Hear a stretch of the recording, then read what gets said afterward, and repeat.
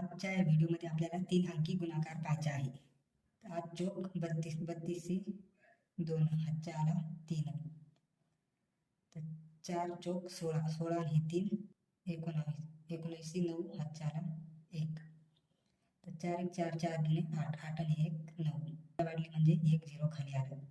तर 8 8 पंचे 40, 40 0 हातच्या आला 4. तर 5 चोक 20, 20 आणि 4 24, 24 4 हातच्या आला 2.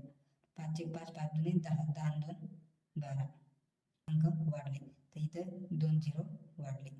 तर आता 1 8 8, 1 4 4, 1 2 2 याची आपल्याला बेरीज करायची आहे. 2 जसे 2 2 9 9 1